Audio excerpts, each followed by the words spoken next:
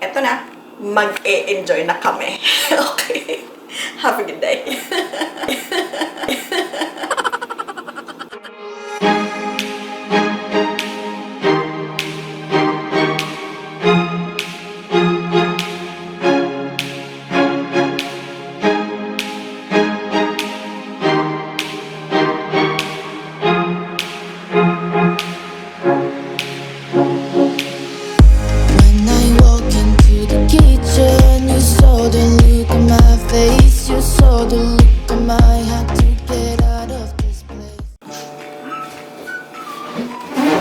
Hola, amigos y amigas!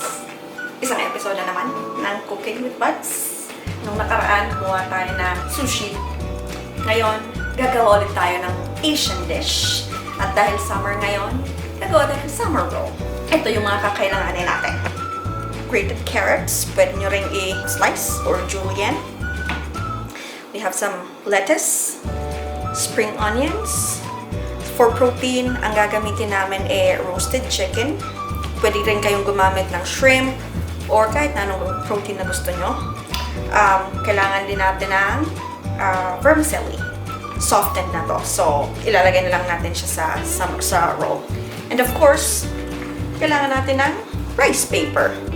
At para ma-soften natin to at ma-rolyo natin, kailangan natin siyang ilobog sa mainit na tubig for a few seconds. Yung peanut sauce, pwede nyong either dipping lang siya. Mas prefer namin na mas maraming peanut sauce, the better. So, maglalagay kami ng konting peanut sauce dun sa roll. Tapos meron kaming dip on the side.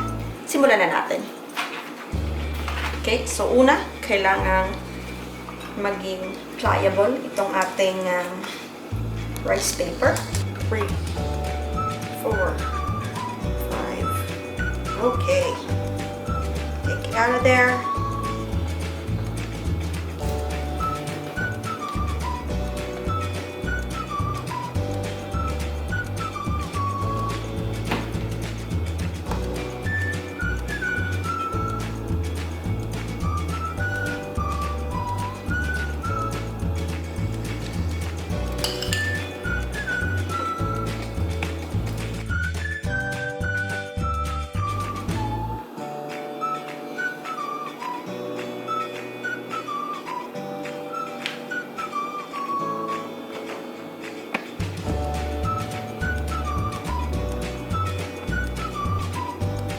Ayan na siya.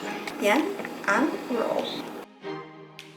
Ngayon, hatiin na natin magkakaalaman na kung maganda ba o hindi. So, eto na. Mag-e-enjoy na kami. Okay? Have a good day. Bye-bye.